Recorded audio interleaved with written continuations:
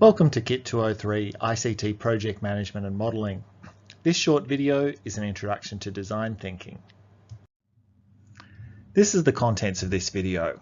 We'll talk about what design thinking is and isn't, storytelling, creative thinking, and the design phases, and how this all relates to project management. Here we are on our content map. You can see we're still in the entrepreneurship in ICT section, but now we're looking at design thinking. Tim Brown says this: put simply, design thinking uses a designer's sensibility and methods to match people's needs with what is technologically feasible and what a viable business strategy can convert into customer value and market opportunity. Does that sound like design thinking is aligning users' need with business goals, making the most of the technology to meet a market opportunity? It should, and that means that design thinking is exactly related to everything else that we do in this unit. However, the PMBOK doesn't talk about design thinking. While design thinking isn't exactly new, its clear application to project management is probably a bit newer than the 6th edition of PMBOK. Ricky Fries Dam and Tiao Yu Shang try to explain what design thinking is by explaining what it is not. Something that humans do really well is identify patterns in data. Cool. That means that when we're met with a situation we've been in before, we don't need to put too much brain power into it. We can just remember what we did last time and our problem solved. Except if we keep doing the same thing over and over again, we'll keep getting the same result. Design thinking is about deliberately establishing new ways of thinking creatively or outside the box to come up with new solutions. Back in the day when I was studying marketing, my lecturer told us this cool story that has stuck with me about Colgate, the toothpaste company. They were sitting around in a marketing meeting trying to work out how to get people to buy more toothpaste, and the marketer suggested a new ad campaign, and the engineers recommended a pump pack, and the accountant recommended making the packet smaller but for a higher price. You know, the sorts of stereotyping that goes on with this sort of story. And then the cleaner, who was in the board meeting for who knows what reason, recommended making the hole in the toothpaste tube bigger. And everyone was impressed. Colgate made billions of dollars, and the cleaner went on to being the head of manufacturing. So someone with an external view of the problem was able to solve the problem without being caught up in the existing thought patterns. That's the sort of thing we're hoping to achieve through the design thinking process. Of course, Snopes tells me that this is just a legend and that it never happened, but someone came up with the story, and that's commendable. And we know that there's a role for alternative facts in today's world, just not on your exam papers. It turns out that storytelling is an important component of design thinking, and that there was a story. If you have a look at what is going on in an organization, you can imagine the people who work there, you can gain some understanding of the processes that were being used. That's the first phase of design thinking. We're empathizing with our users. If we can understand a story, then we have real details, and those real details help us to imagine how we can solve the problems that we're faced with. The reason why we're doing design thinking is that we want to use creative thinking to improve the outcomes of our development. We want to solve problems. I love this quotation from Don Norman. He says, "Designers take the original problem as a suggestion, not as a final statement, then think broadly about what the real issues underlying this problem statement might really be. Designers resist the temptation to jump immediately to a solution to the stated problem. Instead, they work out what the root cause of the problem might be." That's beautiful, I think. But he goes on to say, instead of solving that root problem, they stop to consider a wide range of potential solutions. Only then do they start working on their final proposal. Tim Brown makes this statement, that nobody wants to run a business based upon feelings and intuition. Well, we might want to, but they tend to not be very good at paying the bills. But he also suggests that an overly analytical view might also be dangerous. So where does the balance come from? Well, we can do research into what our users' needs are. We can get our project team together to share their past experience, and then we can see how that past experience is relevant to the current situation. We can test our understanding of the environment, and we can test our solution within the environment.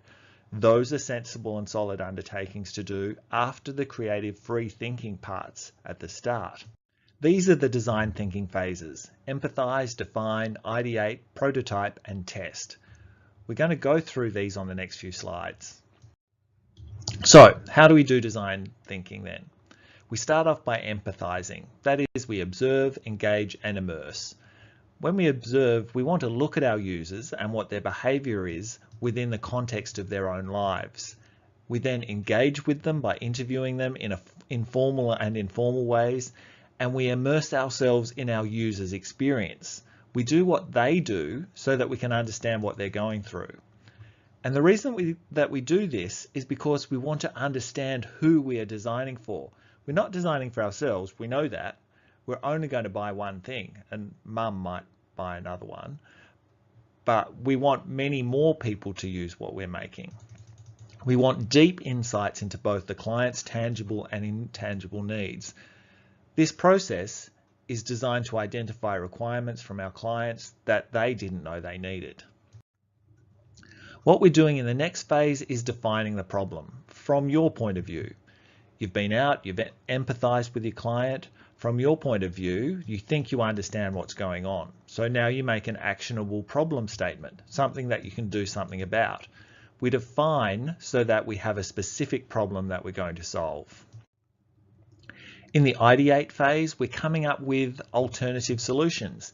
We want to think widely and diversely. We want lots of ideas. Quantity matters. And from this large group of ideas, then we can start building prototypes to test it on our users. This process is about going beyond the obvious solutions and exploring unexpected areas. We don't just want the obvious solutions, we want the best solutions. Prototyping is about making something that you can experience and interact with. You're making them real. But real might mean post-it notes on the wall, or role play, or creating an interface. You want your early prototypes to be rough and ready, so that they're easy to explore and ignore. Try stuff out, work out what works. Prototyping helps us explore, understand, and be inspired. Talk about stuff, solve problems. It costs very little to fail here, so fail here and try something else. And then we test. We get feedback from our users, we refine ideas, we learn from our users, and we learn from what we've done. Stanford says this: prototype as if you know you're right, but test as if you know you're wrong. I like that. And that's all there is to it. And when I say that's all there is to it, there's a stack more to it, but those are the basics. Some universities have a 12-week unit on this. We don't. Bruce Gay suggests that the future of project management will be deeply linked with design. He suggests that not only is design thinking already being adopted by innovative organizations with the way they solve problems, but points out how combining diversity of knowledge and thought can help lead to innovation. Importantly for project managers, design thinking can lead to creative solutions to problems by having explored various opportunities and then narrowed the scope down. Through this, Bruce Gay suggests that it creates a more strategic approach to project management, and we love that because we're all about alignment and we want to have an approach that aligns with our organizational goals.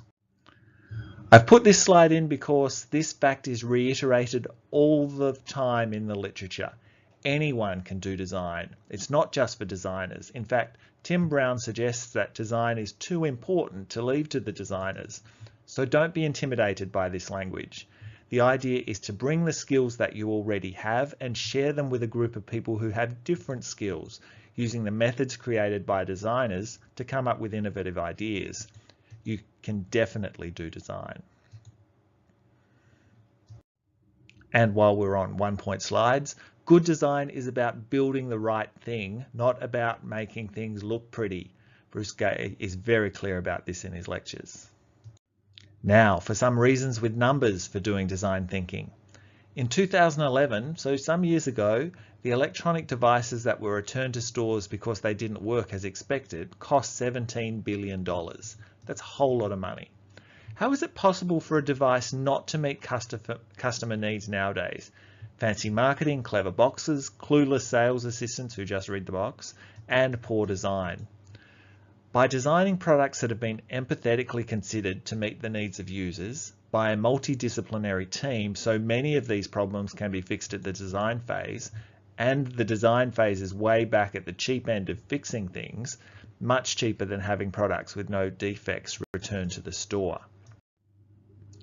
Testing is integral to design thinking, and testing is cheap. Look at this. If you have 5 testers, you're going to find the vast majority of the problems. So go and talk to some people about your prototype. This is a cheap place to solve the problem. And that's it for this video. We talked about what design thinking is and isn't, storytelling, creative thinking, the design thinking phases, and how this all relates to project management. If you have any questions, please ask, and thanks for listening.